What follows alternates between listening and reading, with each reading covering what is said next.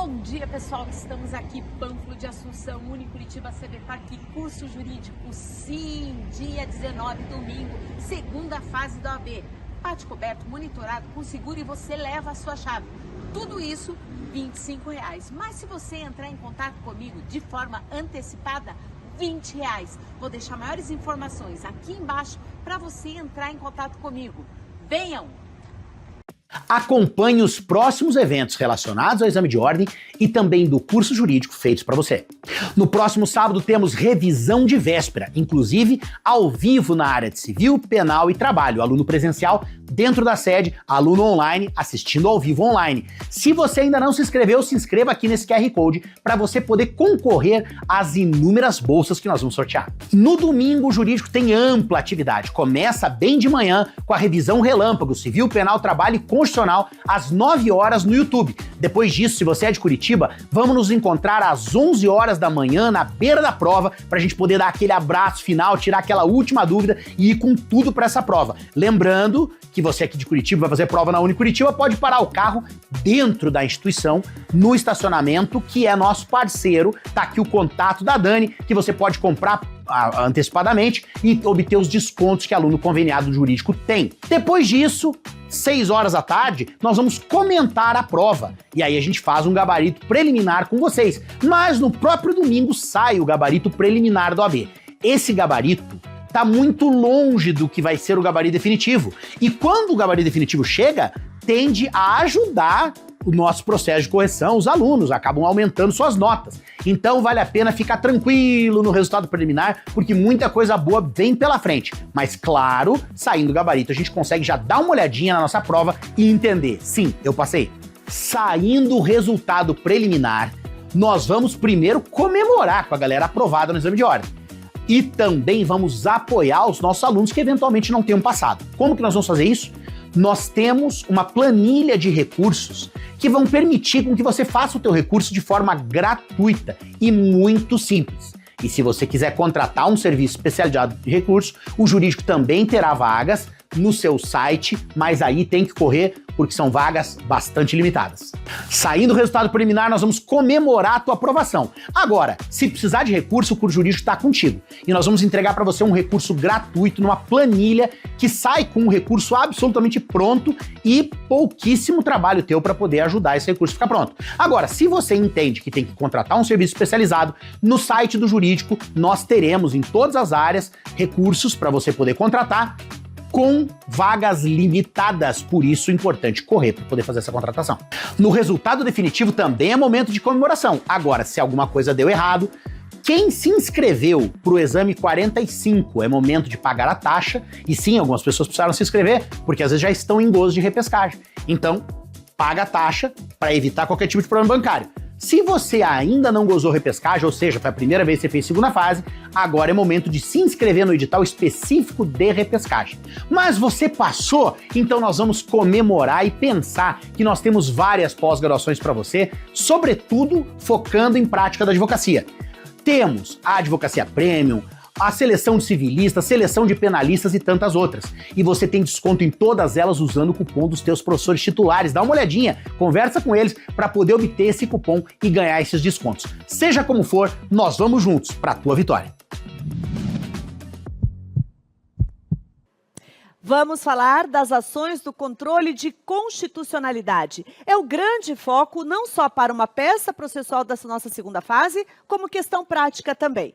Então, no controle de constitucionalidade, nós vimos que nós temos 4 grandes ações. A ADI, a ADC, a ADO e a ADPF. São as 4 ações que se dizem ações do controle concentrado, abstrato, objetivo. Por que é importante a gente revisar essas terminologias? Pelo perfil da prova. A prova pode, às vezes, no finalzinho da proposta da peça processual, ou lá nas questões práticas, nos perguntar qual ação do controle concentrado? ou qual ação do controle abstrato, ou qual ação do controle objetivo.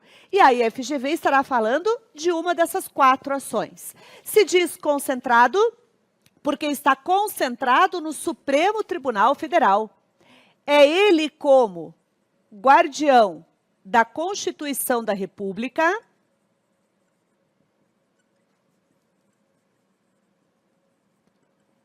que vai apreciar e julgar essas 4 ações. Controle abstrato, por quê? Deixa eu só relembrando aqui que está no artigo 102 da Constituição. Se diz abstrato por quê? Porque nessas ações a gente não vai ficar descrevendo casos práticos. A gente vai só falar que aquela lei ou ato normativo está em consonância ou dissonante da Constituição. E objetivo, embora exista uma parte autora e existe uma parte ré, não existe realmente um pedido do autor contra o réu. Então, não é uma ação subjetiva em que os sujeitos do processo estão litigando. Então, por isso, são ações do controle objetivo. Essas ações aqui, elas têm algumas regras em comum. Exemplo, a legitimidade ativa. Então, só pode promover qualquer uma dessas demandas os legitimados do artigo 103 da Constituição. E que, como é uma prova com consulta, a gente não precisa saber de cor, né? Já vamos revisar daqui a pouquinho, inclusive, esses legitimados. Um outro aspecto comum a essas 4 ações é quanto à produção de efeitos. E muitos desses efeitos estão descritos na própria Constituição, como a gente também vai revisar daqui a pouquinho. Então, todos esses 2 pontos aqui são comuns às nossas 4 ações.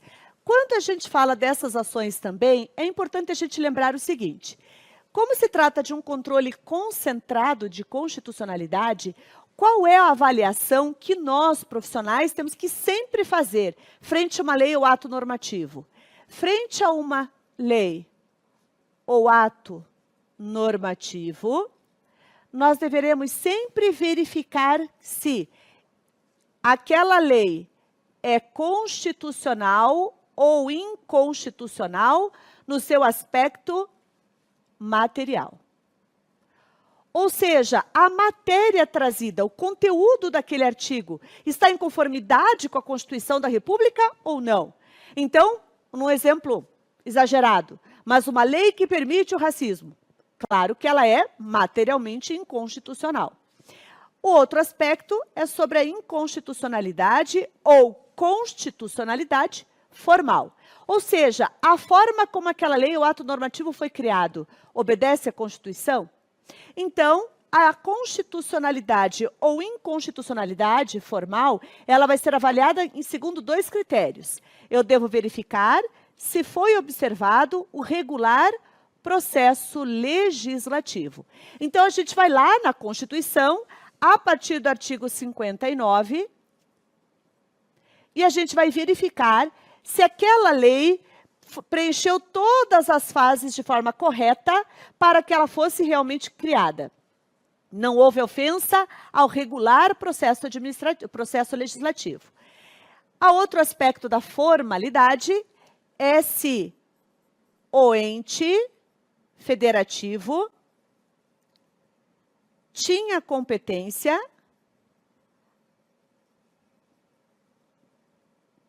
para legislar sobre aquele tema. E aí a gente confere na Constituição a partir do artigo 18.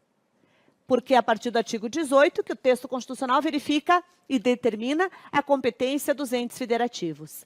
Então, nessas ações de controle, e eu ressalto, seja para a proposta de peça, seja para a questão prática, a gente deverá verificar esses 2 aspectos da lei ou do ato normativo. Na ADI, ação direta de inconstitucionalidade, para a gente dizer que realmente ofendeu a Constituição, no seu aspecto material e ou formal.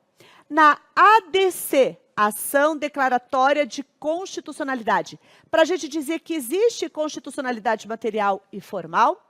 Na ADO, para dizer que existe uma inconstitucionalidade por omissão, já que não foi criada aquela norma, aquela lei, para que pudesse ser efetivado o direito. E ainda na ADPF, para dizer que houve uma violação ao preceito fundamental. Em que sentido a violação ao preceito fundamental? Pela inconstitucionalidade material ou formal.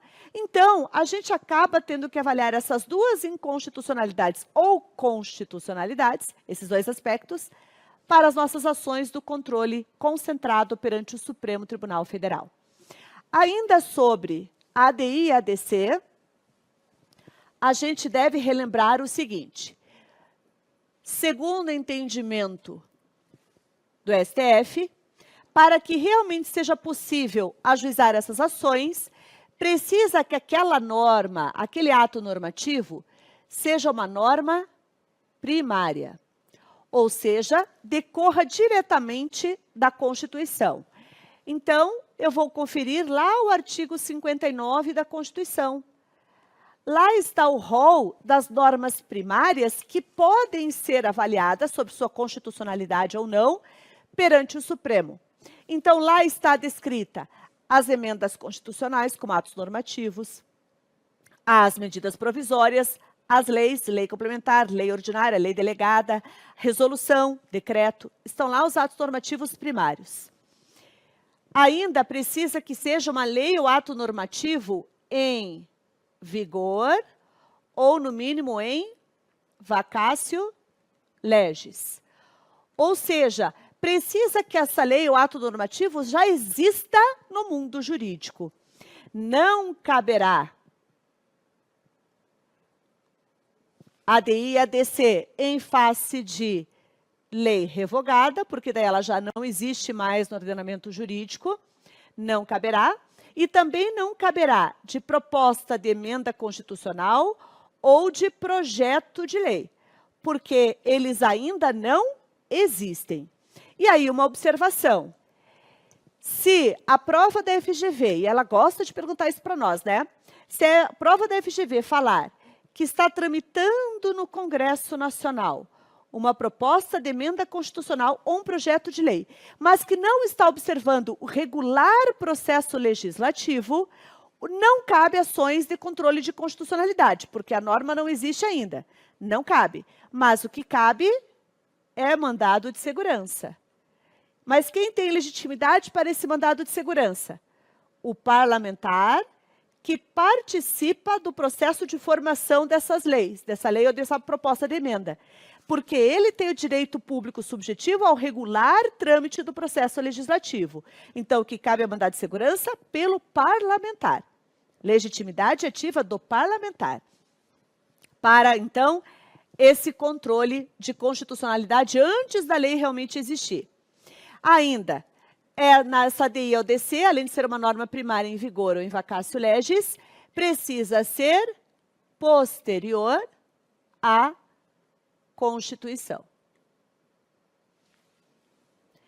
Esses são os requisitos exigidos para a ADI e ADC que não estão expressamente, literalmente escritos nem no texto constitucional, nem na lei que disciplina a ADI e ADC. E por isso, então, a importância da nossa revisão.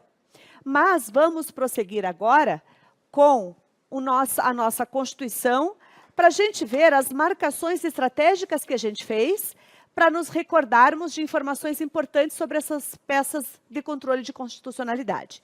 Vamos lá para o artigo 103. Então, quem pode mover uma dessas ações são esses legitimados do artigo 103. E aí você vai observar nas anotações que você fez, nas marcações que você fez, que nós não grifamos todos os legitimados. Veja que a gente grifou só alguns, né? A gente grifou lá no 103 o inciso 4, o inciso 5, o inciso 9. Por que a gente grifou só essas hipóteses? Porque esses são os chamados legitimados legitimados especiais. Quem são os legitimados especiais? São aqueles que precisarão demonstrar pertinência temática. Para poder promover a ação, eles precisarão demonstrar pertinência temática. E em que sentido o Supremo diz que significa pertinência temática? Significa que para eles poderem impugnar aquela lei ou ato normativo, discutir a constitucionalidade daquela lei ou ato normativo, precisa demonstrar que o conteúdo daquela lei tem pertinência com os direitos e valores e interesses daquele legitimado. Então, por exemplo, se for uma confederação sindical, que está lá no inciso 9º, para discutir uma inconstitucionalidade de uma lei, deve ser uma lei que afete essa categoria do sindicato.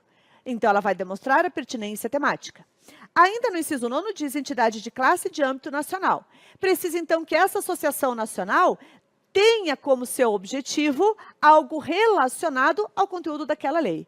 Então, essa é a pertinência temática, pertinência quanto ao tema da lei, junto às finalidades e interesses desse legitimado. O inciso 4 e o inciso 5º, ao dizer que precisa demonstrar pertinência temática os governadores de estado e as mesas das casas legislativas estaduais e distritais, na verdade está querendo, em última ratio, né, defender o pacto federativo. Então, para que um governador do estado possa promover um pedido de inconstitucionalidade de outra lei, estadual, por exemplo, precisará demonstrar a pertinência temática. Por que ele está discutindo aquela lei de outro estado? Porque fere seus interesses, fere alguma situação específica do seu estado. Então, ele terá demonstrado a pertinência temática. Uma outra coisa que nós fizemos de remissões, dentro ainda do artigo 103, foi a remissão ao artigo 2º da lei que disciplina ADI, ADC e ADO. E lá nesse artigo 2º, nós fizemos referência ao artigo 103 e 104 do CPC. Então, vamos dar uma olhadinha ali na lei 9868, no artigo 2º, que é a lei da ADI.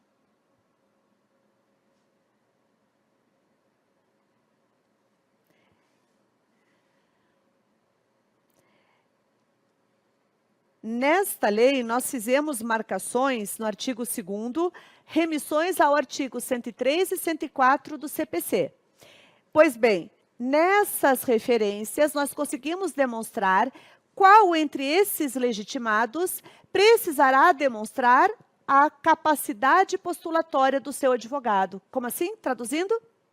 Em regra, diz o Supremo que os legitimados à propositura da ADI, da ADC, da ADO, da DPF, eles não precisarão constituir advogado para juizar a ação.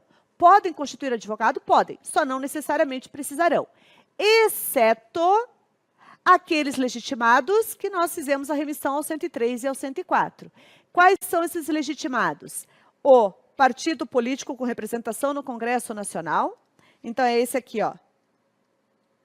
Do artigo 2º, inciso 8º, e o inciso 9º, confederação sindical ou entidade de classe de âmbito nacional. Esses são os legitimados que precisarão necessariamente constituir advogado para juizar a ação. Então isso significa que lá no tópico de legitimidade ativa, a gente não só vai descrever o artigo 103, mas também iremos falar se aquele legitimado é um legitimado universal, não precisa demonstrar pertinência temática, ou se ele é um legitimado especial, precisa demonstrar pertinência temática. E, por fim, se ele precisará constituir advogado, porque ele não detém capacidade postulatória. Então, essas remissões que a gente fez é para lembrar todas as informações sobre a legitimidade ativa que nós deveremos destacar na redação dessas ações do controle concentrado de constitucionalidade. Voltando lá para a nossa Constituição, a gente viu, lá no artigo 102, parágrafo 2º, não pode deixar. Eu vejo aqui que já está bem no finalzinho mesmo. Que as decisões definitivas de mérito proferidas pelo Supremo nas ações diretas de inconstitucionalidade e nas ações declaratórias de constitucionalidade produzirão eficácia contra todos e efeito vinculante. Então, as decisões proferidas no controle concentrado de constitucionalidade têm efeito vinculante. E vincula quem? todos os demais órgãos do Poder Judiciário, exceto o próprio Supremo pode mudar de ideia, como também todos os entes da administração pública, desde a administração pública municipal até a administração pública federal. Todos os entes da administração direta ou indireta. Então, tem o efeito vinculante, vincula. Só não vincula a função legiferante, a função de criar leis. Essa não vincula, porque seria permitir, então, o engessamento do direito e não pode, né? Então, se houver ofensa à decisão do Supremo em controle de constitucionalidade, essa que tem efeito vinculante, caberá o quê? Havendo ofensa a essa eficácia vinculante, caberá reclamação. Então, nós podemos, inclusive, acrescentar, embaixo do parágrafo 2º, o artigo 988 do CPC, que trata da reclamação, como um dos efeitos da ofensa ao efeito vinculante. Ainda nós podemos fazer referência, se a gente ainda não fez, né, ao artigo 27 da Lei 9868 de 99, que fala da modulação dos efeitos, que é possível, nas decisões do controle de constitucionalidade, ADI e ADC. Então, a regra é que, uma vez decretada a inconstitucionalidade daquela lei, aquela decisão retroage desde que a lei nasceu. Desde que a lei nasceu, ela é inconstitucional. Então, esse é o efeito que vai ex tunc, que vai retroagir. Mas é possível que o Supremo acabe determinando a modulação da produção de seus efeitos? Sim, conforme diz o artigo 27 da Lei 9868. Então, sobre essas nossas ações, vale a pena a gente revisar o seguinte: quando que cabe a ADI? A ADI cabe nos termos do artigo 102, inciso 1º. Até vamos dar uma olhadinha aqui, ó. Quando que cabe a ADI? Letra A, ação direta de inconstitucionalidade de lei ou ato normativo, federal ou estadual. Então, é uma lei ou ato normativo federal ou estadual que seja dissonante da Constituição. Já a ação declaratória de constitucionalidade vai ser uma lei ou ato normativo federal. Essa ADI e ADC estão disciplinadas pela Lei 9868. O que a Lei 9868 ainda acrescenta sobre o cabimento da ADC? Vamos dar uma olhadinha? Caberá ainda a ADC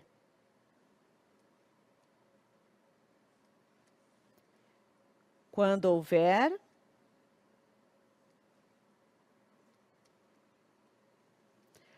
controvérsia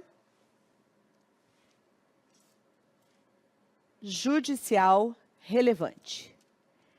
Nós já grifamos também a lei para destacar este quesito a mais. Ação declaratória de constitucionalidade. Então, significa, além de ser uma lei ou ato normativo federal, precisa ainda, na petição inicial da ADC, demonstrar a controvérsia judicial relevante. Ou seja, precisa que a FGV tenha nos descrito que há uma divergência nos tribunais sobre a constitucionalidade ou não daquela lei. Mas lembrando que deve ser uma controvérsia judicial, não vai ser uma controvérsia doutrinária.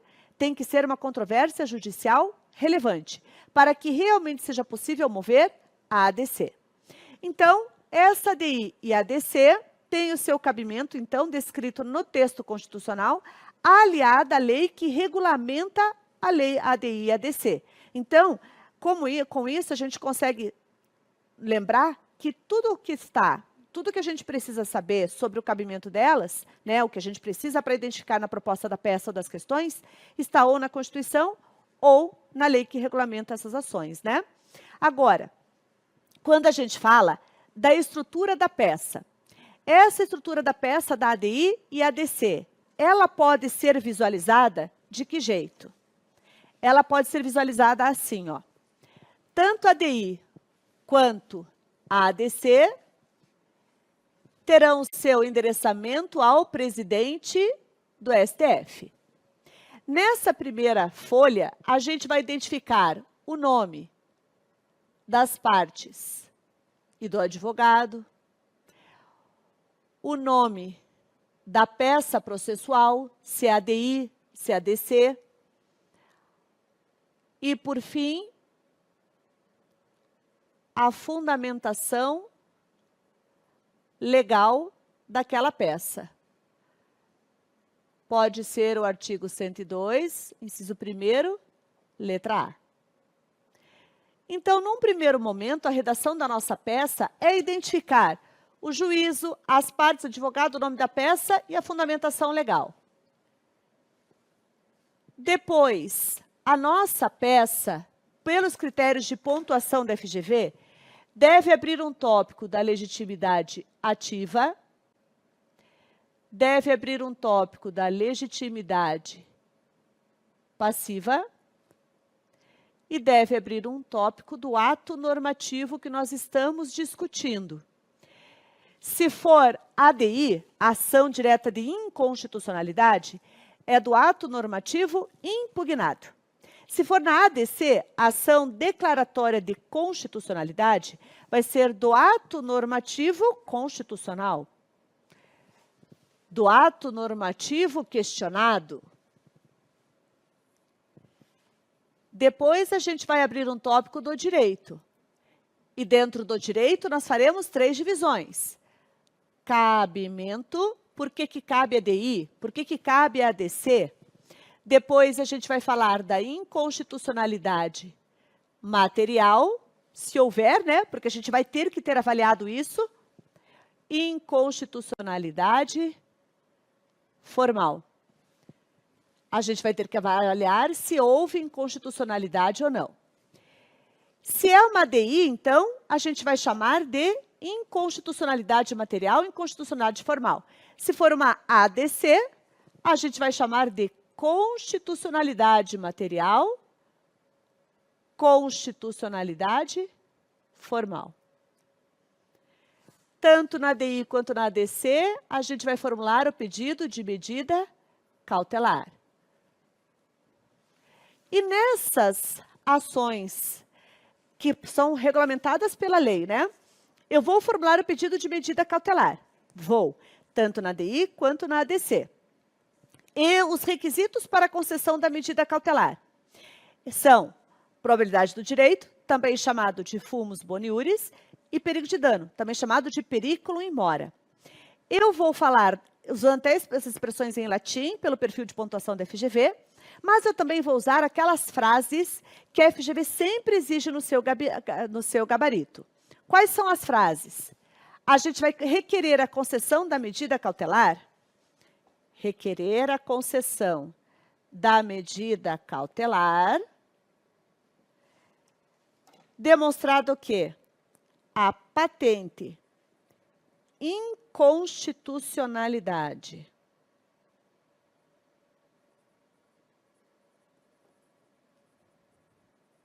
demonstrada nos fundamentos de mérito,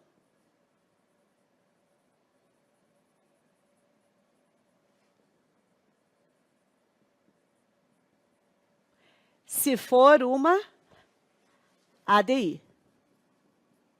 Então, patente inconstitucionalidade demonstrada nos fundamentos de mérito, e se for ADC, lá no tópico da medida cautelar, a gente vai dizer da patente constitucionalidade demonstrada nos fundamentos de mérito. Isso, então, é a gente explicando da probabilidade do direito, do fumus boniuris. E depois a gente vai dizer que existe o risco de dano, ou também chamado de perigo de dano, para dizer por que deve ser concedida essa medida cautelar na demanda. Aí aqui, risco de dano, perigo de dano, a gente vai trazer conforme o que o enunciado da FGV terá nos dito. A gente vai pôr isso no tópico da medida cautelar. Depois nós vamos abrir um tópico dos pedidos e requerimentos.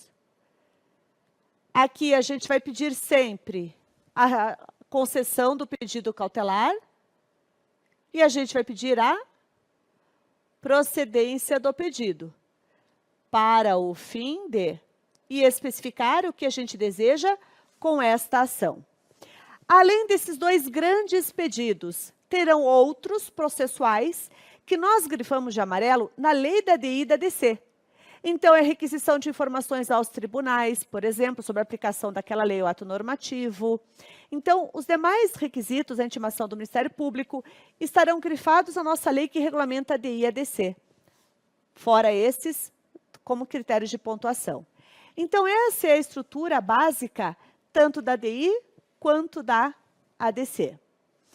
Outras ações do controle concentrado vão ser a ADO. A ADO cabe quando?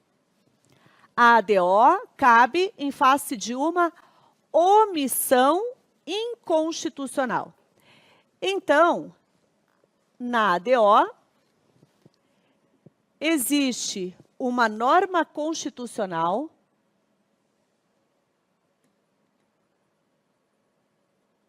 de eficácia limitada. Nós, inclusive, fizemos como recurso mnemônico a seguinte associação. Existe norma constitucional de eficácia contida e existe norma constitucional de eficácia limitada. Já vi a prova da FGV tentar nos confundir com esses conceitos na primeira fase, então pode ser que ela faça isso na segunda, né? Norma constitucional de eficácia limitada, o recurso mnemônico é a gente associar a seguinte ideia. Limitada, precisa de lei para que a pessoa possa exercer aquele direito. Então, ela tem o direito conferido pela Constituição, mas ela não consegue exercer esse direito, porque falta uma lei.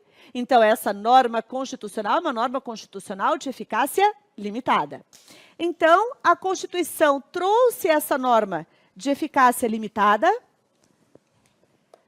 e a pessoa não consegue exercer esses direitos em razão da ausência da lei ou do ato normativo. Então, por isso a gente fala que na ADO existe uma omissão inconstitucional. Então, na ADO, que vai se promover diretamente no Supremo, vai dizer para o Supremo não é possível exercer tal direito, porque a Constituição, embora tenha dado esse direito, não houve uma lei para regulamentar o exercício desse direito. Então, as pessoas não estão conseguindo exercer esse direito, em razão de uma omissão inconstitucional. Então, eu vou mover essa ação. Mas vamos lembrar que a ADO é mais um exemplo de uma ação do controle abstrato, objetivo. Essa é a grande diferença da ADO para o mandado de injunção. No mandado de injunção, a gente fala que existe uma omissão de uma norma que impede a concretização de direitos. Mas no mandado de injunção, o pedido é dirigido a concretizar esses direitos. Então, é pedir para o Poder Judiciário como uma orientação, uma forma de cumprir esses direitos. Já na ação da direta de inconstitucionalidade por omissão, o que nós iremos decretar é a mora legislativa. Mas não vai ser disciplinado pelo Supremo como vai ser exercido esse direito. Não, só se decreta essa omissão inconstitucional, certo? Então, essa é a nossa ADO. Daí tem também, por fim, a ADPF. A ADPF, ela é regulamentada por uma lei específica própria da ADPF. E na ADPF, que é a Lei 9882, a própria lei diz qual vai ser o cabimento da ADPF. Vamos lembrar que a ADPF é o soldado de reserva. A ADPF só cabe quando não for cabível a ADI e a ADC. Então, o grande critério, o grande foco da nossa segunda fase é a FGV trazer uma lei municipal. Então, eu quero exercer o controle de constitucionalidade de uma lei municipal diretamente no Supremo. Então, só vai ser possível a ADPF, porque não cabe nem a ADI, nem a ADC de lei municipal. Também será possível questionar em ADPF uma lei revogada. Também será possível discutir uma norma secundária. Também é possível discutir uma norma anterior à Constituição. Então, quando não pode ADI nem ADC, caberá a ADPF. Arguição de descumprimento de preceito fundamental. Quando a gente pensa na estrutura da ADPF, essa primeira parte continua do mesmo jeito.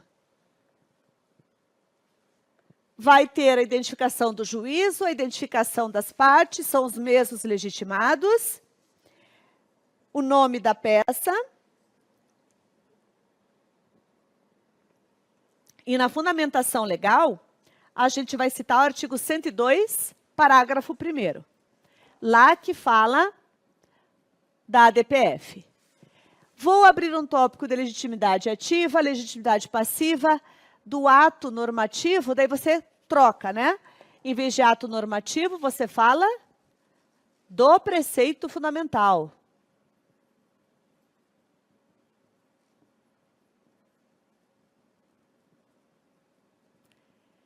Quando você for falar do direito, você vai falar do cabimento. E essa análise da constitucionalidade e inconstitucionalidade material e formal também pode ser feita na ADPF? Sim. É a inconstitucionalidade, é a violação ao preceito fundamental que nós iremos alegar. Então, essa violação ao preceito fundamental vai ser uma abordagem sobre a sua inconstitucionalidade. E a inconstitucionalidade pode ser desses dois aspectos, tanto material quanto formal. Também será possível a medida cautelar na ADPF e nos pedidos requerimentos, a gente também vai formular o pedido da concessão da medida cautelar e a procedência do pedido, além dos outros pedidos requerimentos processuais que foram devidamente marcados na lei da ADPF. E aí, então, para a gente concluir esse raciocínio do controle de constitucionalidade, vamos também relembrar que nós temos na nossa Constituição, no nosso ordenamento jurídico, ação. Bom, nós temos o nosso ordenamento jurídico, Constituição estadual também.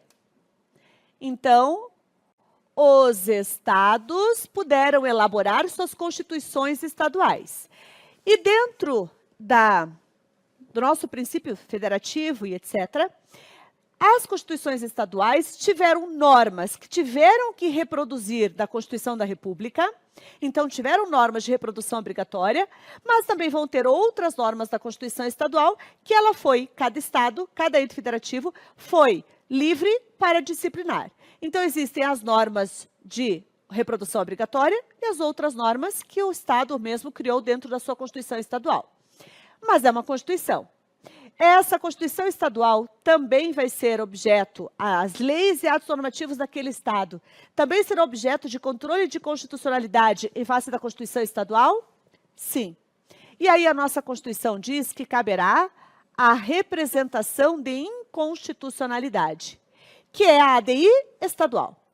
Então, a representação de inconstitucionalidade, e há uma tendência da FGV usar essa expressão ao invés de ADI estadual, representação de inconstitucionalidade, ela vai ser promovida perante o órgão máximo da Justiça Estadual, que é o Tribunal de Justiça. Então, é uma ação de controle concentrado, abstrato e objetivo, mas do controle de constitucionalidade estadual.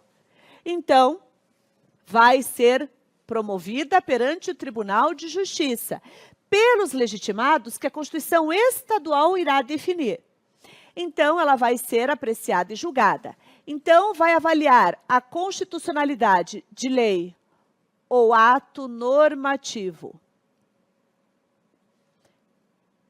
estadual e até mesmo municipal. Verificar se aquela lei municipal está em consonância com a Constituição do Estado. E esse Tribunal de Justiça vai decidir, vai proferir um acordo. e será a última decisão desse acórdão, caberá só embargos de declaração, só, para sanar uma omissão, obscuridade, contradição ou erro material, só. Agora, essa é a regra, tá? Da decisão do Tribunal de Justiça na representação de inconstitucionalidade, caberá só embargo de declaração, mas não mais nenhum outro recurso. Por quê? Porque a última palavra na interpretação de lei estadual é do Tribunal de Justiça. A última palavra de interpretação da Constituição, da lei estadual, municipal e face da Constituição do Estado, é do Tribunal de Justiça. Agora, se aquela lei estadual ou municipal ferir uma norma da Constituição do Estado, que é de reprodução obrigatória da Constituição da República, na visão do Supremo, está, na verdade, ofendendo a Constituição da República. E a última palavra para falar sobre ofensa ou não à Constituição da República é do Supremo. Então, se for uma norma constitucional de reprodução obrigatória, é norma da Constituição da República. Desse acórdão, caberá recurso extraordinário. Diretamente, então, vai ser apreciado e julgado pelo Supremo Tribunal. Então, se ofender norma da Constituição da República, caberá recurso extraordinário. Certo? São as nossas ações do controle de constitucionalidade. Bom, vamos revisar o tema de recursos. Então, vamos lá. Para identificar, eventualmente, na parte final da redação de uma peça processual ou numa questão prática, qual que é o clique, qual que é a ideia, e pensando que a FGV quer que a gente responda que cabe recurso.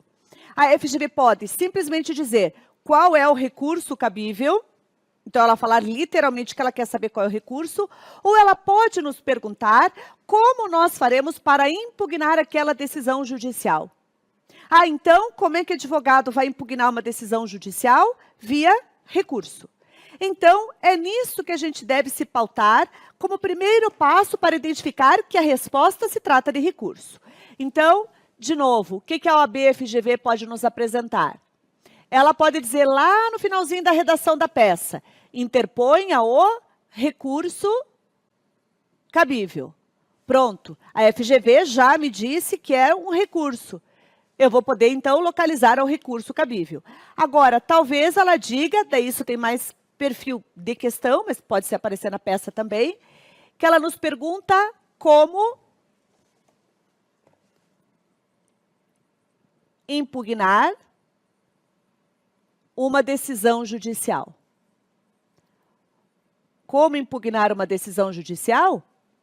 Advogado vai impugnar uma decisão judicial via recurso. Então, esse é o nosso primeiro ponto de partida.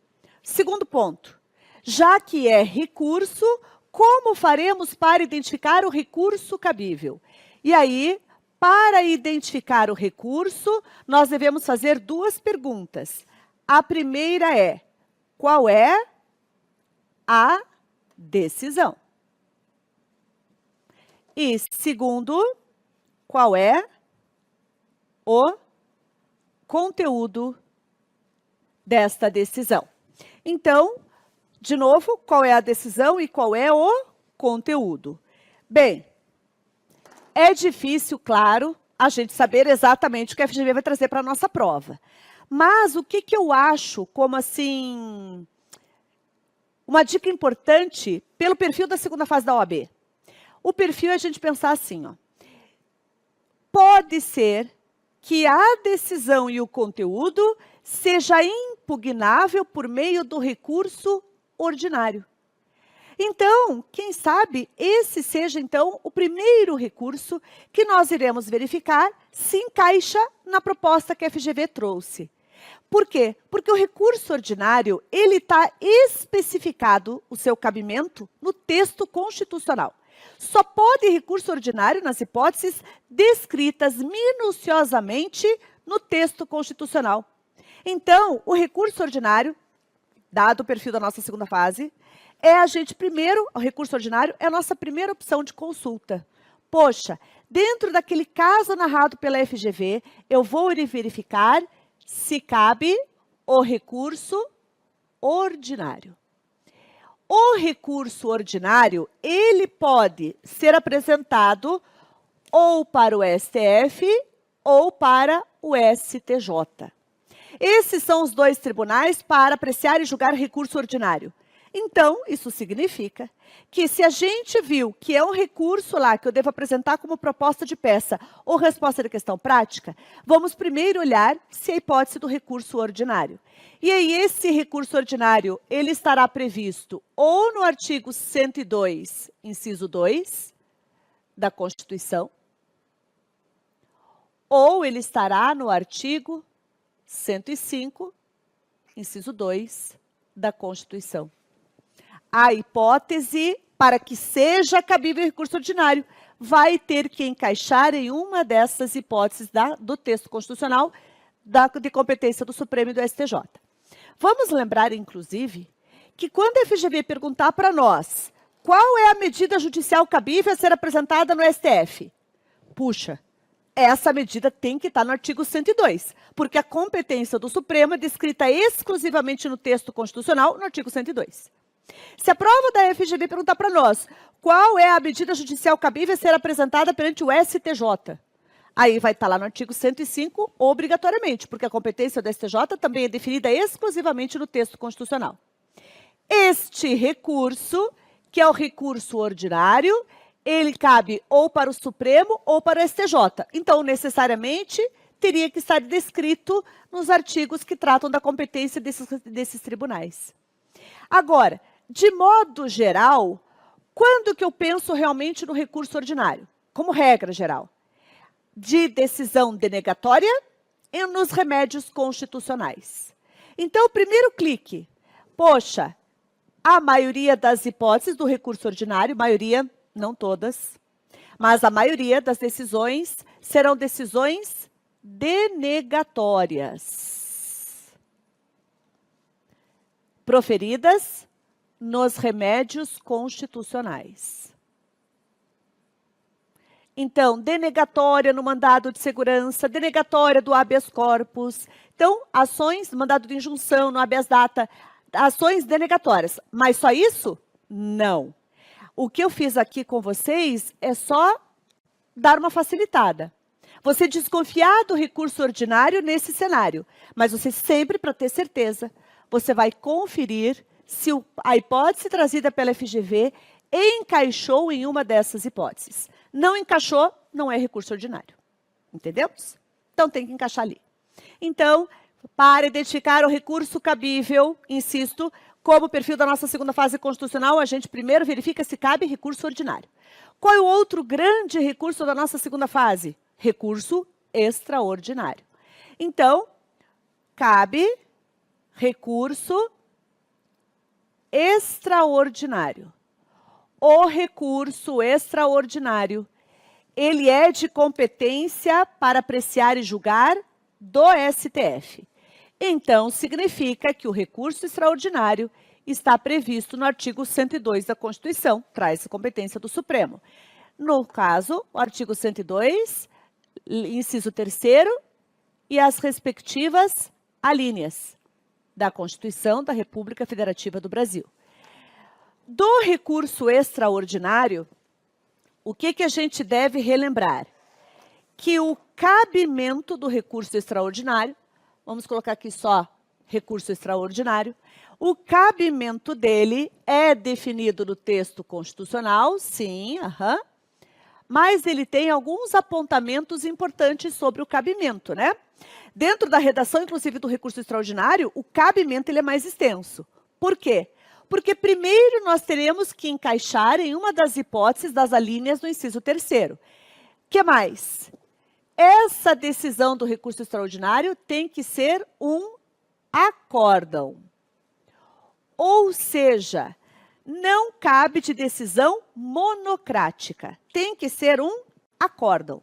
Acórdão, como a gente viu nas aulas, está lá no artigo 204 do CPC, é aquela decisão de colegiado. Tanto que quando o colegiado decide, por exemplo, 3 juízes, 3 ministros, eles acordam em dar provimento, negar provimento ao recurso, como no português eles falam acórdão, que concordam, o CPC acabou então nomeando essa decisão de colegiado de acórdão, que vem do português acórdão. Pois bem, o acórdão vai ter que ter sido proferido, não cabe de decisão monocrática. E é o que o STF exige lá no recurso extraordinário, que é o chamado prévio esgotamento das instâncias ordinárias. Traduzindo, eu preciso primeiro ter esgotado todos os recursos cabíveis no tribunal recorrido, antes de ir lá incomodar o STF no meu recurso extraordinário. Então, é o prévio esgotamento das instâncias ordinárias. Por isso que não cabe de decisão monocrática. Lembrando que decisão monocrática é aquela decisão proferida por um membro do tribunal. Não cabe recurso extraordinário, porque da decisão monocrática cabe o agravo interno. Então, não cabe, porque dessa decisão cabe agravo interno nos moldes do artigo 1021 do CPC. Então, é por isso que não cabe de decisão monocrática, porque de decisão monocrática cabe o agravo interno, ou seja, só depois do órgão colegiado julgar o meu agravo interno no acórdão é que eu terei sim o esgotamento das instâncias ordinárias. Para o recurso extraordinário ainda, eu preciso demonstrar que não estou buscando o reexame de provas. O Supremo diz que o recurso extraordinário deve avaliar a ofensa à Constituição, não para reapreciar as provas produzidas nos autos. O Supremo não está lá a cargo da parte, e sim como guardião da Constituição, evitar lesões ao texto constitucional. Então, não se presta reexame de provas. Na redação do cabimento do recurso extraordinário, a gente deve dizer isso? Que não se presta ao reexame de provas? Sim, para demonstrar o cabimento efetivamente do recurso extraordinário. Outro requisito é o chamado pré-questionamento. Eu preciso demonstrar, na redação do meu recurso extraordinário, que aqueles artigos da Constituição que a gente entende violados, ofendidos, foram previamente questionados no tribunal recorrido. Então, o pré-questionamento, como o nome tenta apontar, é a gente demonstrar que aqueles artigos da Constituição efetivamente foram mencionados, citados no acórdão recorrido, mas o acórdão recorrido aplicou mal esses artigos. Por isso que a gente pode dizer que houve violação, ofensa a esses artigos. Então, por pré-questionamento, é a expressa referência no acórdão recorrido dos artigos da Constituição violados. Pré-questionamento. E o outro requisito para a demonstração do cabimento do recurso extraordinário é a demonstração da repercussão geral. O próprio texto constitucional diz: cabe ao recorrente no recurso extraordinário demonstrar a repercussão geral. Ou seja, o recorrente deve demonstrar ao Supremo que o Supremo, sim, deve avaliar o que está sendo discutido naquele processo, porque aquela discussão tem uma repercussão para a sociedade. Transcende os interesses das partes. Transcende, porque tem uma repercussão na sociedade. O texto constitucional prevê a demonstração, a exigência de demonstração da repercussão geral, e o CPC, no artigo 1029 e seguintes, vai explicar melhor o que vai ser essa repercussão geral. Então, olha só, de modo resumido, lá no nosso recurso extraordinário, o cabimento do recurso extraordinário deve demonstrar o quê? Qual das alíneas do inciso 3º do artigo 102 cabe aquele recurso extraordinário, que houve o prévio esgotamento das instâncias extraordinárias, que não se presta para reexame de provas, que a matéria foi devidamente pré-questionada, é o chamado pré-questionamento, e que existe repercussão geral. O cabimento do recurso extraordinário, então, deve mencionar todos esses pontos, para que a gente consiga preencher todas as exigências que o próprio Supremo exige para o cabimento do recurso extraordinário. Então, vamos lá. Perfil da nossa segunda fase em recursos são os 2 recursos previstos no texto constitucional. O recurso ordinário, de competência ou do STF ou do STJ e apenas deles, ou o recurso extraordinário, de competência exclusiva do STF, que tem o seu cabimento na demonstração de todos esses requisitos aqui. Então, são os 2 grandes recursos. Agora, quais outros recursos o nosso edital diz que é possível cobrar na nossa segunda fase? O outro recurso é o agravo do instrumento. Agravo de instrumento cabe quando? Lembra? Qual é a decisão e qual é o conteúdo dessa decisão. O agravo do instrumento é disciplinado no CPC, no artigo 1015 e seguintes. Qual é a decisão? A decisão deve ser uma decisão interlocutória. E que vai ter qual conteúdo? Um conteúdo que a lei disse que cabe agravo do instrumento. Então, essa lei pode ser o CPC, e aí vai estar lá no 1015 do CPC, ou pode ser qualquer outra lei. Então, olha só, a lei do mandado de segurança diz assim: requerida a concessão liminar da segurança, o juiz vai poder deferir ou não, conceder ou não a ordem de segurança liminarmente. Dessa decisão caberá agravo do instrumento. Então, a lei do mandado de segurança diz: da decisão que conceder ou não a segurança liminarmente, caberá agravo do instrumento. Se é uma decisão concedida liminarmente, é uma decisão interlocutória. E a lei do mandado de segurança diz que cabe agravo do instrumento, deste conteúdo de decisão interlocutória. Agora, cá para nós, nem precisaria a lei do mandado de segurança prever essa hipótese. Por quê? Porque o artigo 1015, inciso 1º, diz que cabe agravo do instrumento de decisão interlocutória que aprecia pedido de tutela provisória. Gente, quando uma lei fala liminar, está, na verdade, falando do que tecnicamente é chamado de uma tutela provisória. Então, já pelo próprio CPC, caberia agravo do instrumento. Então, lá na lei da ação popular, vai ser requerida na petição inicial a suspensão liminar do ato lesivo ao patrimônio público, ao meio ambiente, etc.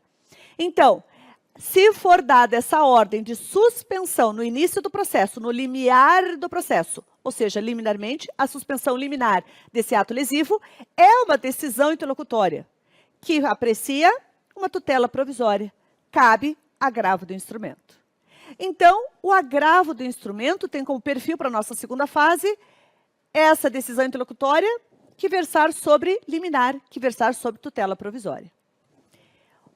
O outro recurso é a apelação. A apelação disciplinada no CPC do artigo 1009 e seguintes. A apelação cabe quando? Qual é a decisão e qual é o conteúdo? Cabe de sentença. A sentença é quando o juiz, na primeira instância, esgota a sua função. Já apreciou todos os pedidos que foram formulados a ele. Então, ele já esgotou a sua função de conhecer o caso. Já apreciou tudo que lhe foi submetido a julgamento. Então, acabou a função dele nessa fase de cognição, nessa fase cognitiva. ele vai proferir a sentença. Dessa sentença, a regra é que não interessa o conteúdo, então, a regra é que vai ser de qualquer conteúdo, caberá apelação. Então foi proferida uma sentença na ação popular que julgou improcedente o pedido da ação popular. Dessa sentença caberá apelação. Foi indeferida, né? Não foi concedida a segurança na sentença. Então foi movido o mandado de segurança e o juiz profere uma sentença dizendo: não foi concedida a segurança. O impetrante, a parte autora, o impetrante, pode então pedir, apresentar apelação, porque da sentença no mandado de segurança também caberá apelação. Então, a gente diz da sentença, por isso que eu preciso identificar qual é o pronunciamento judicial. Se for uma sentença, em regra, independentemente de qualquer conteúdo, caberá apelação. Como a gente viu na aula, a gente diz a regra, qualquer conteúdo, né? Mas tem duas exceções com o perfil da nossa segunda fase. A primeira exceção é assim, ó. Se for proferida uma sentença nas causas envolvendo Estado estrangeiro ou organismo internacional,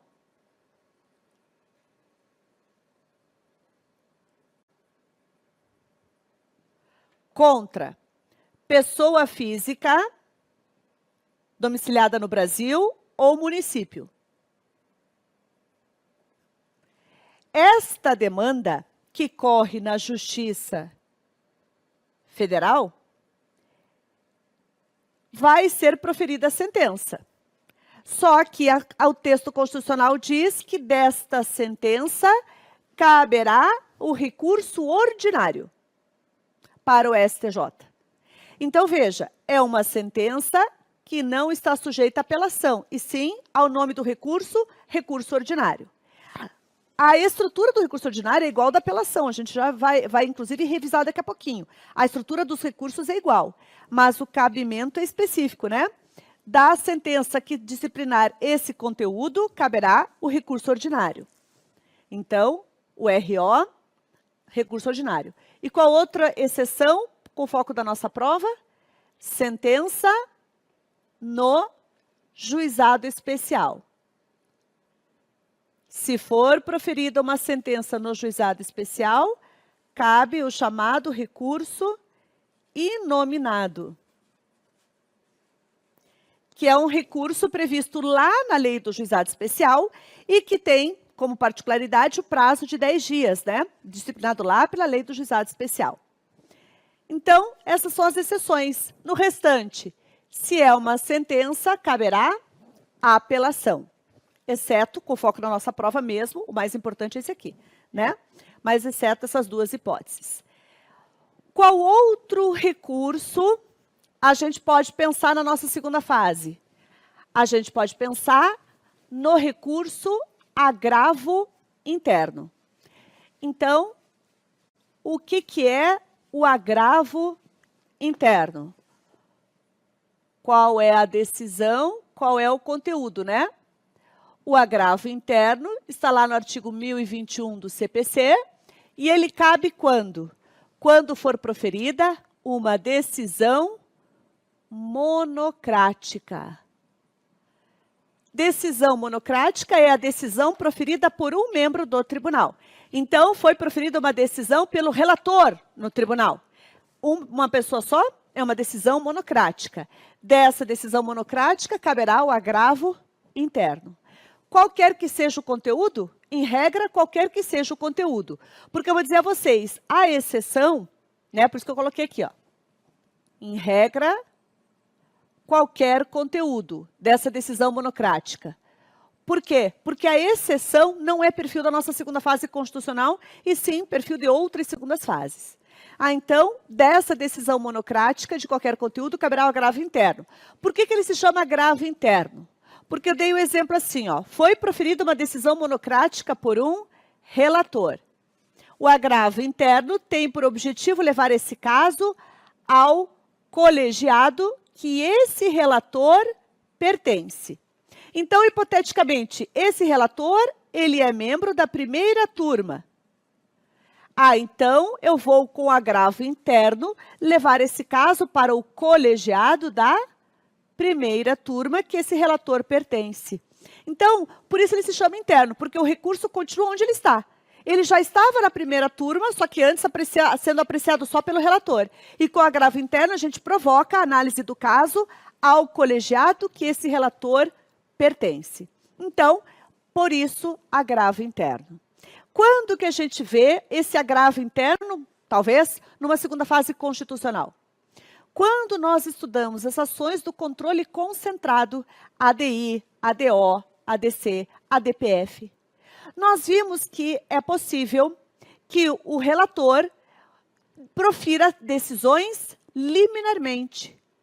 O relator profira decisões no início do processo. Se é relator, então a sua decisão, ele tomou sozinho, é uma decisão monocrática. Dessa decisão cabe agravo interno. Então, quando a gente olha esse cenário, esse é o ponto de contato do agravo interno para a nossa segunda fase constitucional. Então, esses são os grandes recursos. Recurso ordinário, recurso extraordinário, disparados principais para a nossa prova. Aí vem acompanhados do agravo do instrumento, da apelação e do agravo interno, perfil da nossa prova. Agora, não importa qual recurso se trata, nós temos um modelo de redação que, exceto para o agravo do instrumento, aplica para todos os outros recursos. Então, para todos os outros recursos, existe um modelo padrão. O agravo do instrumento só tem uma pequena adaptação, só isso. E nós trabalhamos durante as aulas, várias vezes, a estrutura desse nosso padrão de redação de recurso. Então, essa estrutura, vou dizer a vocês, não é para que a gente tenha medo da estrutura do recurso. Identificamos o recurso cabível. Identificamos o recurso cabível, nós vamos relembrar a estrutura desses recursos. Então, olha só. Os recursos vão ter 2 endereçamentos. Como recurso visual, a gente faz esses quadrinhos, O primeiro endereçamento é ao juízo recorrido. Ou seja, nós iremos endereçar esse recurso para aquele juiz ou tribunal que proferiu a decisão.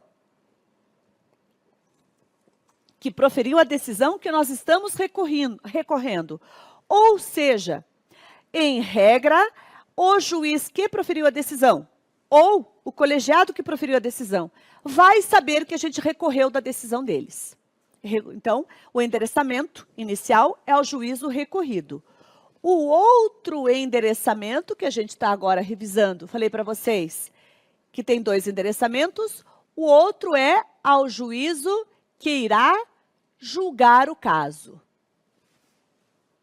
Então, esses são os 2 endereçamentos. O que deve ter na folha de rosto? Deve ter o nome das partes envolvidas. Deve ter o nome do recurso.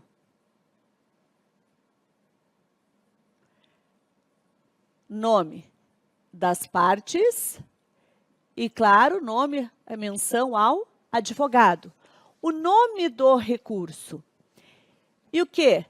3 grandes pedidos, que no nosso macete a gente colocou como PCR. O primeiro P é de preparo. Então, assim como existem as custas para ajuizar uma ação, também existirão custas para interpor um recurso. Agora, existem hipóteses em que não haverá esse pagamento de preparo, não haverá o pagamento de custas. Beneficiário da gratuidade da justiça. Se quem estiver recorrendo é a advocacia pública, pensando aqui no nosso perfil da segunda fase constitucional, aí não haverá o preparo. Mas nas demais hipóteses, haverá preparo, pagamento de custas. O outro C é intimação para contra-razões. Então, se nós estamos apresentando as razões de recurso, a outra parte será intimada para apresentar as contra-razões de recurso. E a remessa. Então, estou pedindo ao juízo recorrido que faça a remessa desse recurso, desse processo, para o juízo que irá julgar essa demanda. Então, a nossa primeira folha é de PCR, preparo, contrarrazões e remessa. Como é uma folha de rosto, a gente vai concluir colocando o local, 3 pontinhos, a data, advogado, OAB. Com relação à data, nunca caiu na segunda fase constitucional, mas também faz bastante tempo que não cai recurso como peça processual da segunda fase. A última vez que caiu foi no 30º exame de ordem. Então, veja, faz tempo, né? Como peça processual cair recurso. Então, naquela época, a FGV não tinha tantos quesitos de correção como ela tem hoje em dia. Nas outras segundas fases, quando cai recurso, a FGV nos dá elementos para contar o prazo daquele recurso. Nós vimos que o artigo 1003, parágrafo 5º do CPC, diz que a regra geral dos recursos é que eles devem ser apresentados em 15 dias. O artigo 219 do CPC diz que eles serão contados em dias úteis. O artigo 224 do CPC diz que eu devo desconsiderar o dia que eu fui intimado para começar a contar no próximo dia útil e contarei 15 dias úteis. No 15º dia, esse é o dia que eu deverei protocolar o recurso. Essa é a data da tempestividade desse nosso recurso. Então, vimos a sala de aula, trabalhamos inclusive exercícios práticos para contar esse prazo. Esse prazo vai ser em 15 dias úteis. Agora, quais são as observações sobre o prazo? No caso dos embargos de declaração destinados a sanar uma omissão, obscuridade, contradição ou erro material, o CPC diz que o prazo é de 5 dias contados em dias úteis. Qual outra observação? Existem alguns entes com prazo em dobro para se manifestar nos autos. Então, também terão prazo em dobro para recorrer? Sim. A advocacia pública é um grande foco da prova. Se for exercício de uma advocacia pública, então o prazo também será em dobro para recorrer, certo? Então, nesse ponto, se nós tivermos, a FGV nos deu elementos para contar o prazo, nós deveremos indicar aqui a data limite do prazo, já na folha de rosto da nossa peça. Aqui, ó, nas razões de recurso propriamente ditas. Número 1, fatos. E na parte dos fatos nós seremos bem objetivos, né? Só dizendo que se trata de tal recurso em face de tal decisão, sem a gente escrever muito na parte dos fatos, porque não precisa, não pontua. Nós somos obrigados a falar dos fatos quando a gente for lá na parte do direito. Afinal de contas, um recurso é destinado a atacar uma decisão. Então, na parte dos fatos, a gente pode ser bem sucinto, 2 parágrafos, só para dizer, trata-se do recurso em face de tal decisão, e termina. No entanto, não há como se conformar com essa decisão, razão pela qual apresenta o presente recurso. Pronto. Tópico 2, tempestividade. O que eu vou pedir a vocês? Que abram o tópico de tempestividade para citar esses artigos aqui, ainda que a FGV não nos tenha dado elementos para contar o prazo. Porque é exemplo do que está acontecendo nas outras segundas fases.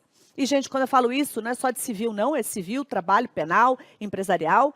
O que temos visto nas outras segundas fases é que ela tem cobrado esse quesito de tempestividade. Então, vamos colocar aqui para nós. Insisto, a última vez que caiu recursos foi no 30º exame de ordem, faz tempo, né? A prova da FGV agora é muito mais exigente nos quesitos apontados na peça processual. Então, nós vamos abrir um tópico, ainda que seja para dizer só que é tempestivo o recurso. Já que a FGV não nos deu elementos para contar o prazo, a gente vai dizer, é tempestivo o recurso porque observado determinado prazo da lei.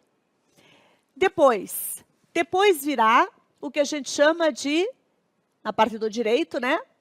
Que a gente vai subdividir em 3 tópicos. O primeiro tópico vai ser do cabimento. Então, no cabimento, nós vamos descrever por que cabe tal recurso, que é o raciocínio que a gente fez ao identificar a peça processual. A gente já teve que saber qual era o recurso cabível. Então, a gente vai colocar aqui o cabimento. Depois nós vamos trazer das razões de reforma. Aí aqui sim é o ataque à decisão. Então, como é que eu vou atacar a decisão? Primeiro, eu vou mencionar a decisão. Então, trata-se de um acórdão proferido pelo Tribunal de Justiça do Estado Alfa que... Aí você vai dizer uma parte do acórdão. Então, vamos imaginar o seguinte. O acórdão, ou a decisão recorrida de modo geral, ela não acatou o que a gente está buscando em juízo, por isso, por isso e por isso. Traz 3 fundamentos. Então, a decisão se baseou em 3 argumentos para afastar o que a gente buscava naquele processo. Então, o que você vai fazer? Você vai citar o primeiro dos fundamentos. Você citou, o acórdão negou o provimento ao recurso da parte recorrente sob o fundamento de quê? Você vai citar o primeiro fundamento. Aí você vai dizer, no entanto, não assiste razão no acórdão. Aí você vai dizer por que está errado o acórdão nesse fundamento. Pronto. Atacou, porrada na decisão com relação ao primeiro fundamento. Depois você vai abrir um outro tópico para dizer, o acórdão ou a decisão ainda negou o provimento ao recurso sob tal ou fundamento. Novamente, não assiste razão no acórdão. E aí você diz por que não existe razão. Depois você vai lá, finalmente, né, no meu exemplo aqui hipotético, no terceiro fundamento. Por fim, o acórdão ainda fundamentou dizendo isso. No entanto, está equivocado o acórdão. E aí você vai dizer por que está equivocado. Então, para cada fundamento que a decisão trouxe, você vai atacar cada um desses fundamentos nas razões de reforma. Aqui é a tese processual mesmo do seu recurso. É aqui que nós deveremos caprichar. Nós estaremos atacando a decisão, porrada na decisão. Eventualmente, pode ter outro tópico, das razões de invalidação. Com perfil na nossa segunda fase constitucional, essa invalidação pode ser porque faltou fundamentação, que é o artigo 93, inciso 9 da Constituição, diz que toda decisão judicial deve ser devidamente fundamentada, sob pena de nulidade. Então, essa daqui depende do caso prático que a FGV vai trazer, tá? Cabimento e razões de reforma tem sempre nos recursos. Agora, razões de validação depende do caso. Então, se for o caso. Mas eu vou pedir para vocês o seguinte. Você desconfia que houve falta de fundamentação? Põe esse tópico. Por quê? Porque na pior das hipóteses, você só não vai pontuar. Mas imagina que você desconfiou que tinha falta de fundamentação, não mencionou, e aí você deixa de pontuar nesse quesito? Então, antes de escrever e acabar só deixando de pontuar, do que não escrever e perder pontos, né? Então, razões de reforma. Depois, abrir o tópico do efeito suspensivo. Como a gente viu nas aulas, em regra, os recursos não têm efeito suspensivo. Então, se não tem, é possível requerer. Então, o caput do 995 diz, em regra, o recurso não impede o cumprimento da decisão recorrida, ou seja, não é porque eu apresentei recurso que aquela decisão judicial não possa ser cumprida na vida real, ou seja, não tem efeito suspensivo. Mas, nos termos do parágrafo único do artigo 995, é possível pedir o efeito suspensivo. Então, a gente pode pedir o efeito suspensivo àquele recurso. E, por fim, na nossa estrutura de redação,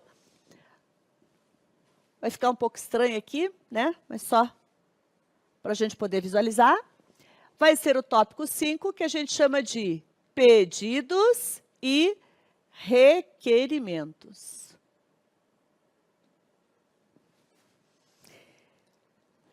Quais 3 pedidos a gente vai formular sempre nos recursos? Que o recurso seja admitido, porque presente seus requisitos de admissibilidade, né? Admitido. Provido, que é o tribunal acolher o que a gente apresentou de recurso. E ainda o que a gente vai chamar de nova decisão. O que é a nova decisão?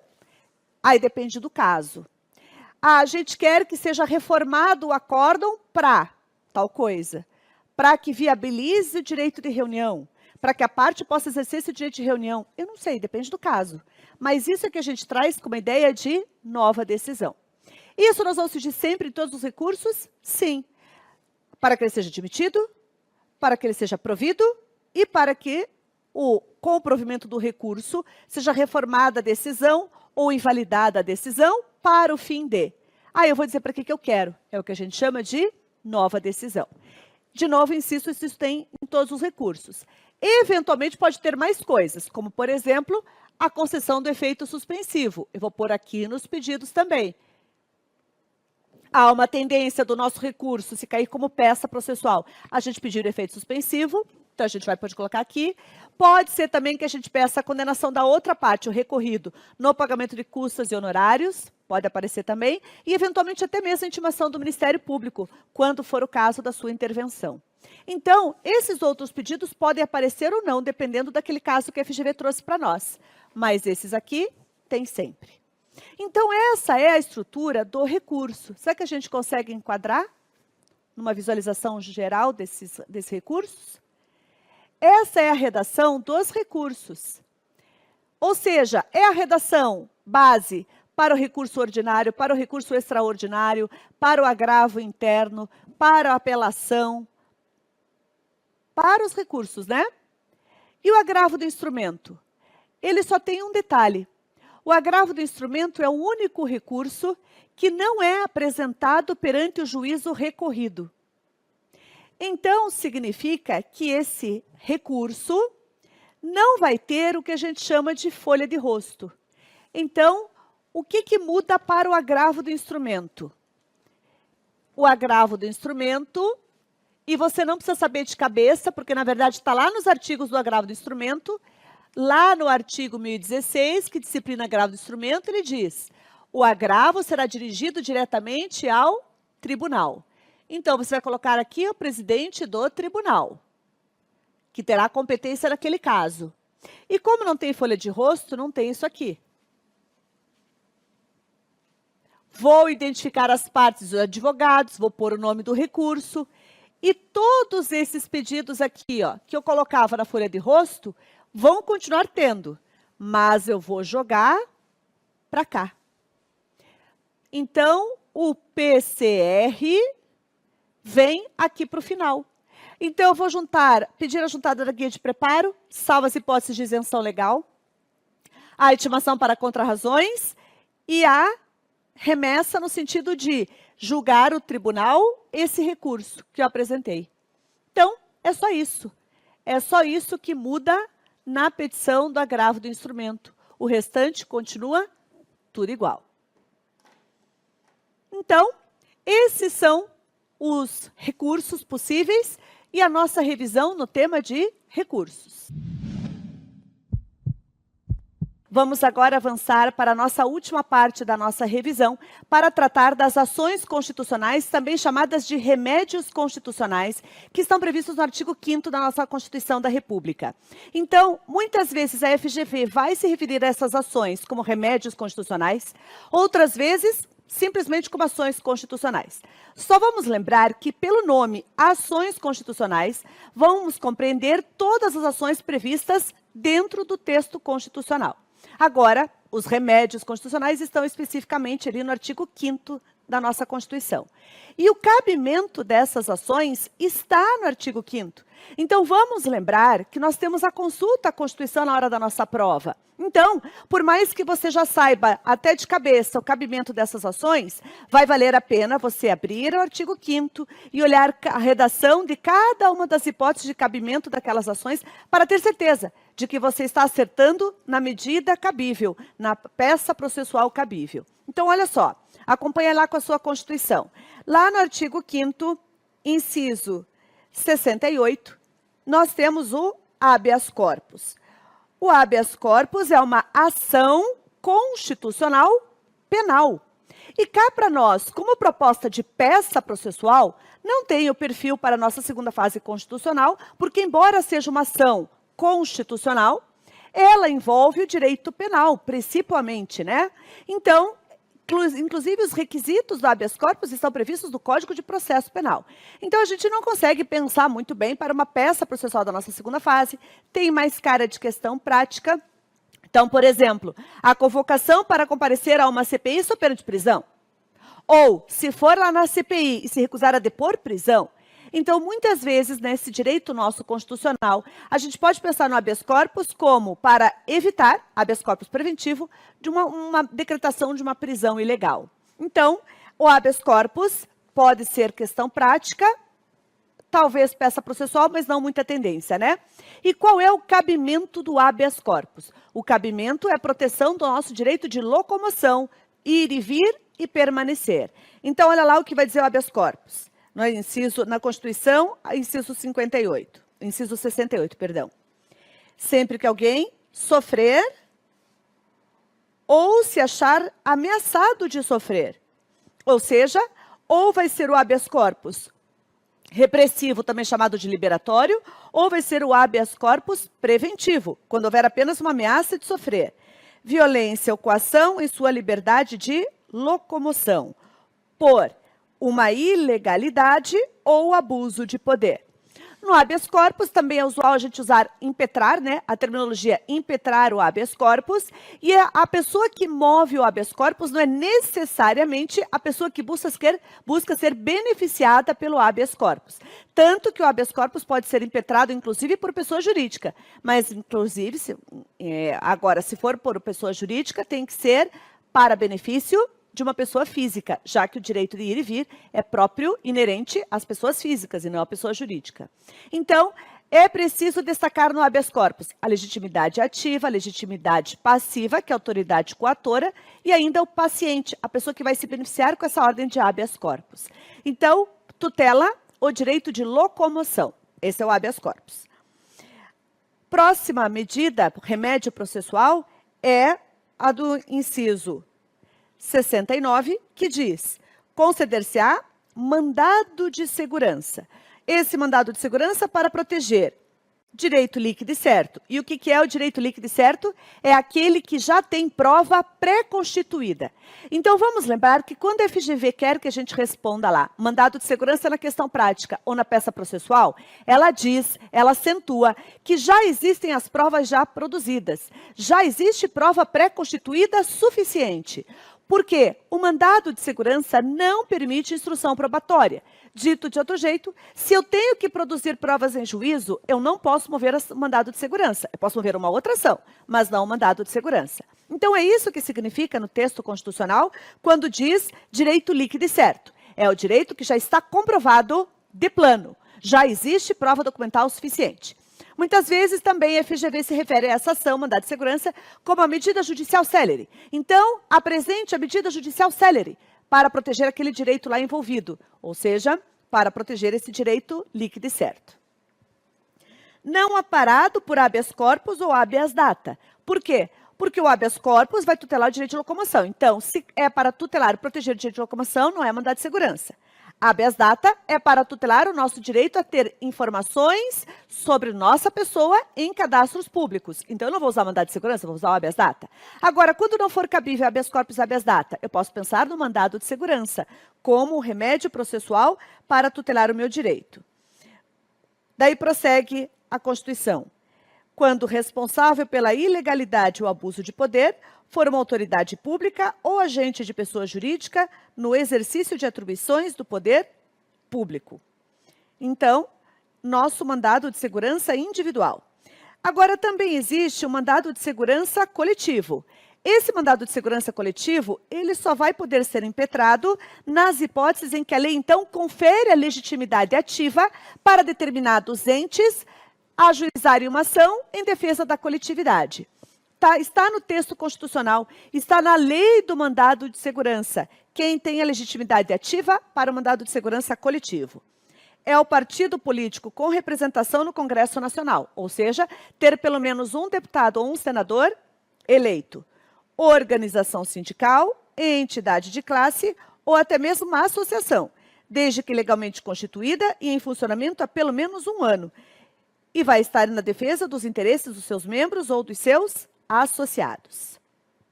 Esse não é o cabimento do mandado de segurança. Mandado de injunção. Conceder-se-á mandado de injunção sempre que a falta de uma norma regulamentadora. Então, a Constituição criou um direito. Na classificação que a FGV usa também na sua prova, é norma constitucional de eficácia limitada. Limitada. Precisa de lei para que eu possa exercer esse direito. A Constituição fez previsão desse direito, mas eu preciso de lei, eficácia limitada, para que eu possa realmente concretizar o exercício desse direito. Poxa, existe uma mora na produção dessa lei. Eu não consigo exercer esse direito. Então, eu vou mover o mandado de injunção. Então, frente a uma norma constitucional de eficácia limitada, em que não houve essa norma regulamentadora, está tornando inviável o exercício desses meus direitos e liberdades conferidos pela Constituição, inerentes à nacionalidade, soberania e à cidadania. Relembrando que a gente também falou na nossa revisão, qual a diferença do mandado de injunção para a ADO, Ação Direta de Inconstitucionalidade por Omissão? Que na ADO nós estamos numa ação do controle objetivo, abstrato. Então, na ADO, o objetivo é apenas decretar ao Poder Legislativo, por exemplo, a mora legislativa, mas não vai concretizar efetivamente como vai ser exercido esse direito.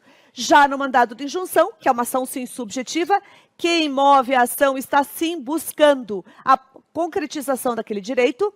A sentença no mandado de injunção é para que o Poder Judiciário vá nos orientar como exercer esse direito, dada a ausência de norma regulamentadora. Então, o mandado de injunção é mais concreto. Habeas data.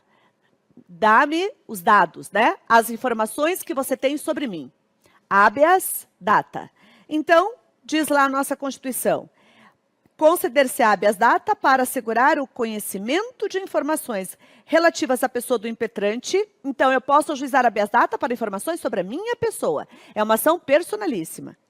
Constantes de registros ou bancos de dados de entidades governamentais ou de caráter público. Então, precisa que seja um banco de dados de caráter público.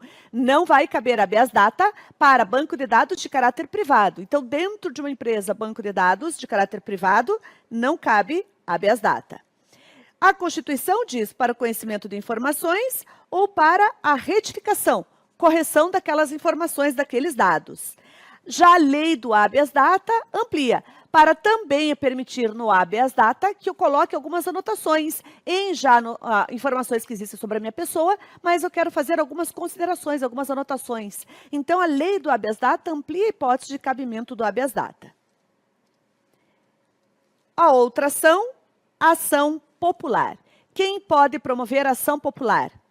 É só o cidadão. Quem é o cidadão? É o eleitor. Então, olha só, é possível que a pessoa se torne eleitora a partir dos 16 anos. Essa pessoa é eleitora, está no gozo dos seus direitos políticos. Ela pode ajuizar ação popular? Pode. Então, se a prova da FGV disser para nós, eleitor que votou no senador, se ele votou no senador, ele é um cidadão, ele é eleitor, né? Então, até me perdoe, mas quando a OAB falou, ela disse assim, fulano que votou no senador. Não disse literalmente a FGV que ele era eleitor, mas não precisa, né? Se ele votou no senador, ele é eleitor. Então, pode ser que a FGV diga, fulano votou em Beltrano. Daí você já sabe que ele é, então, eleitor, ele pode mover ação popular. Ou, às vezes, a prova diz que ele é um parlamentar. Ele é um político que foi, então, por exemplo, ele é um deputado, ele é um senador, ele é um vereador. Se ele foi eleito, ele também ele é eleitor também, né? Para que eu seja eleito, eu preciso também ser eleitor. Então, se ele foi eleito, ele é um eleitor, ele é um cidadão, ele goza dos seus direitos políticos. Ele pode mover a ação popular. Então, esse é o primeiro ponto para que seja ação popular. Nosso cliente é um eleitor, um cidadão. E ele vai proteger que direitos na ação popular? Direitos relacionados ao patrimônio público, à moralidade administrativa, ao meio ambiente e ao patrimônio histórico e cultural. Esse vai ser os direitos que ele irá proteger. Na ação civil pública, que já caiu uma vez, né, na nossa peça processual da segunda fase, na ação civil pública também vai se proteger esses mesmos direitos? Direito ao meio ambiente, patrimônio público, patrimônio cultural, todos, até mais outros direitos? Sim. Então, como que eu vou saber que cabe a ação civil pública? A gente tem que ver quem quer promover essa demanda. Enquanto na ação popular ela é exclusiva para o cidadão, já a ação civil pública, como regulamenta a própria lei da ação civil pública, os legitimados são outros, né? Quem pode ser, então, dentro do nosso perfil lá da segunda fase, o nosso cliente para uma ação civil pública? Uma associação, né? Tem esse perfil. Mas ó, vamos lembrar o seguinte, se a prova da FGV nos disser que a gente quer proteger direito ao meio ambiente, patrimônio, tudo aqui, ó, conforme está na própria lei, ó, acompanhando aqui, ó, direito ao meio ambiente, que é foco da prova, direito ao meio ambiente, proteção ao patrimônio público, proteção das minorias e outros todos, né? A qualquer outro interesse difuso ou coletivo, eu tenho que verificar quem é o cliente, quem vai ajuizar a ação. Por quê? Porque os legitimados para a ação civil pública estão no artigo 5º da Lei da Ação Civil Pública. Então, vai ter que encaixar em um desses legitimados para que realmente seja cabível a nossa ação civil pública. Vamos lembrar ainda que na redação dessas peças processuais, vai ter a parte introdutória em que identifica o juízo, as partes, o advogado, o nome da peça e o artigo que fundamenta a peça. E depois, vai ter fatos, direito e pedidos e requerimentos. Vai. O que é muito comum em todas essas ações?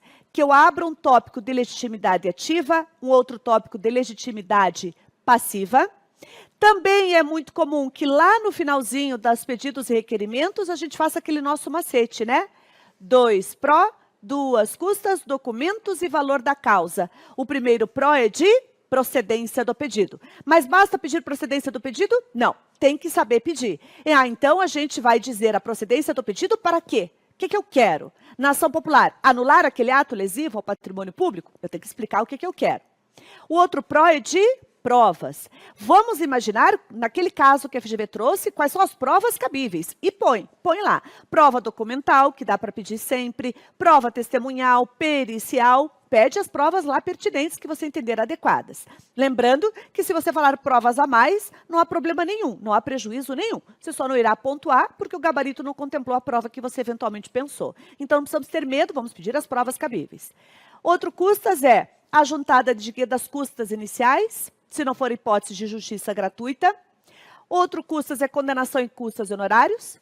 Documentos é a gente relacionar os documentos que vão instruir a petição inicial. E o valor da causa, o valor envolvido.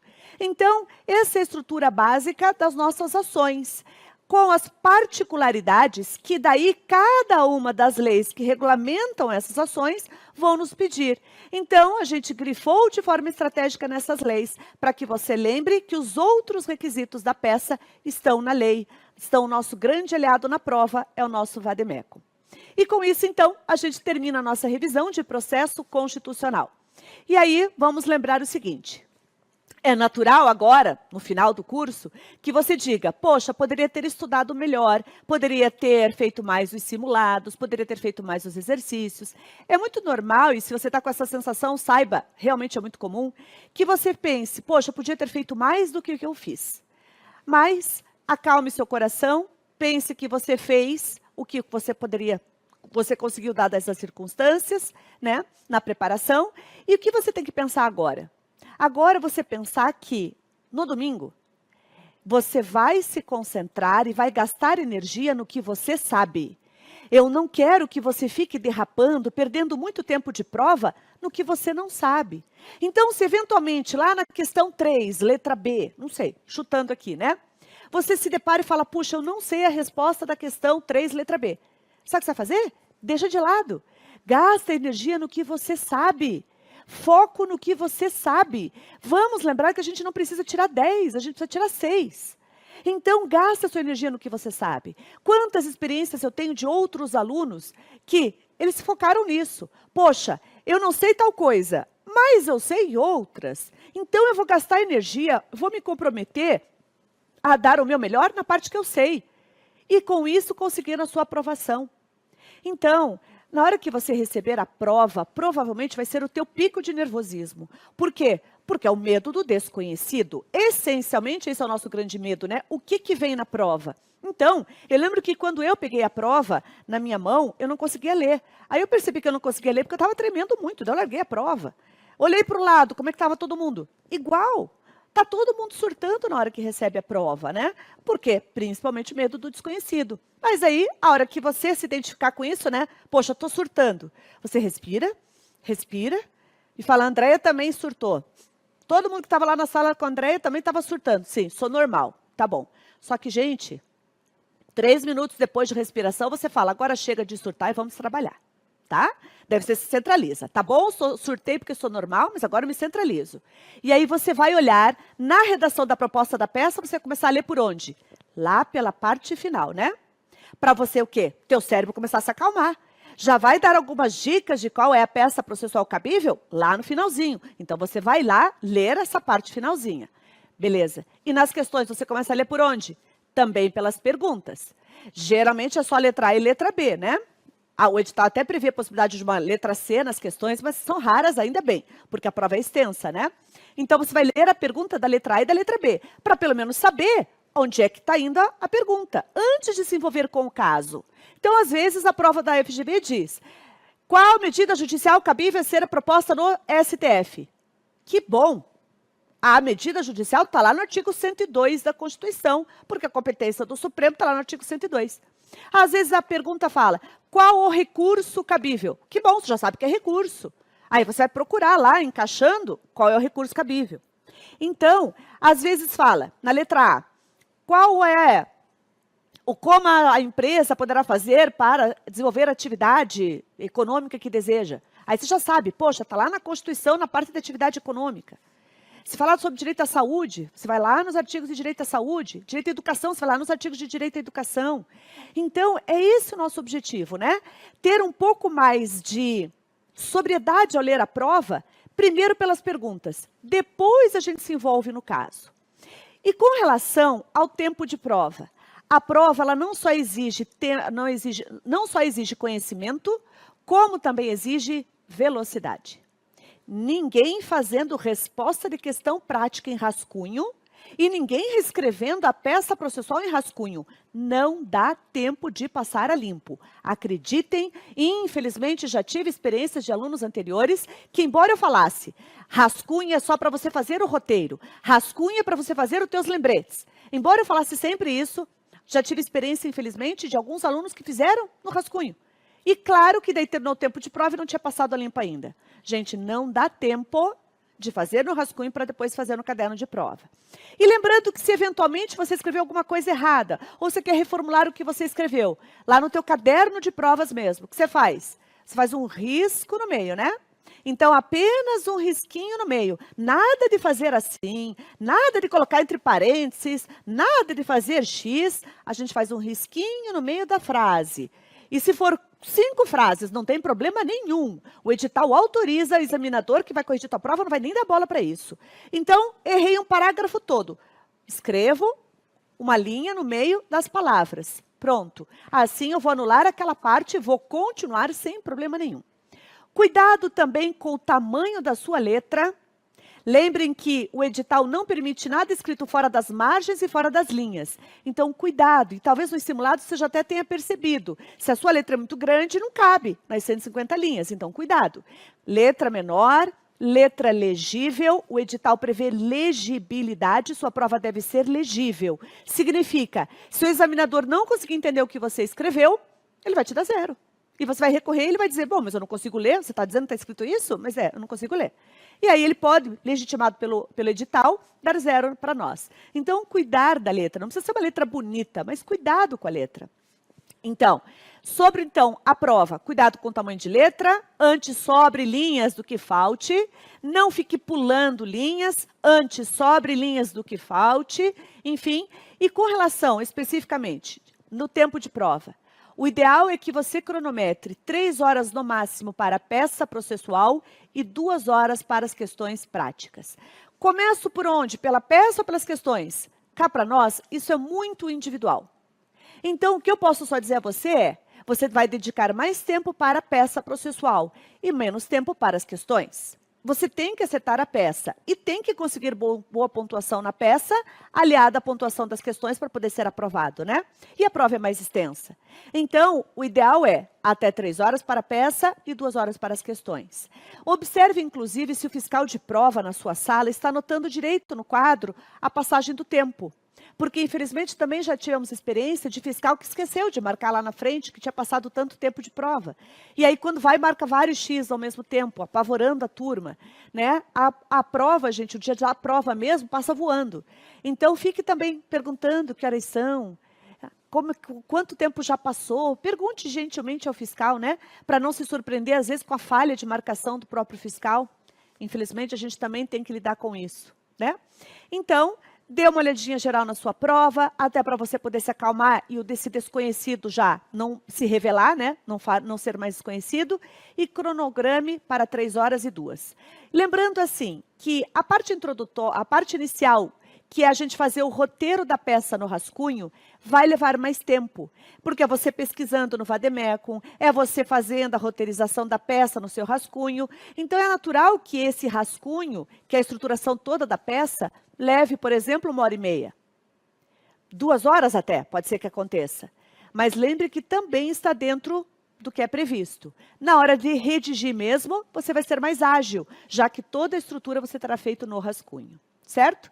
E aí, então, só mais uma vez, se alguma letra de alguma questão, ou eventualmente tem alguma questão inteira, você não saiba a resposta, você não vai ficar gastando energia naquilo. Você vai gastar energia no que você sabe.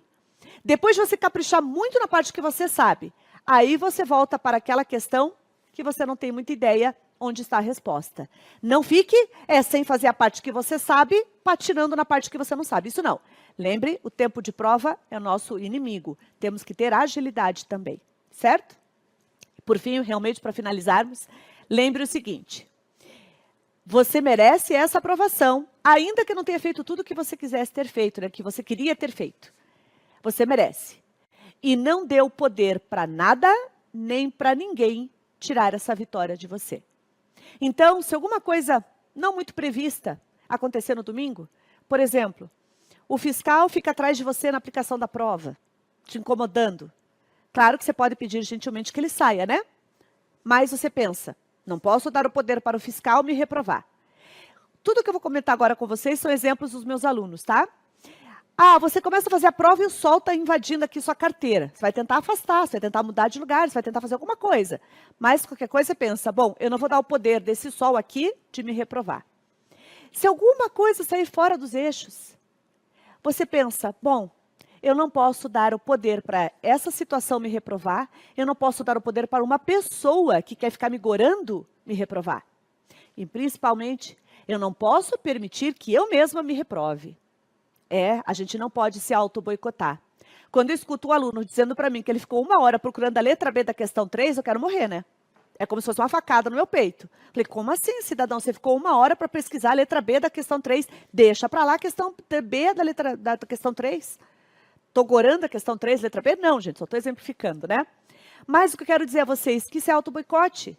Então, não esqueça. Nosso compromisso é com o que a gente sabe. Onde a gente sabe lá na prova, a gente capricha.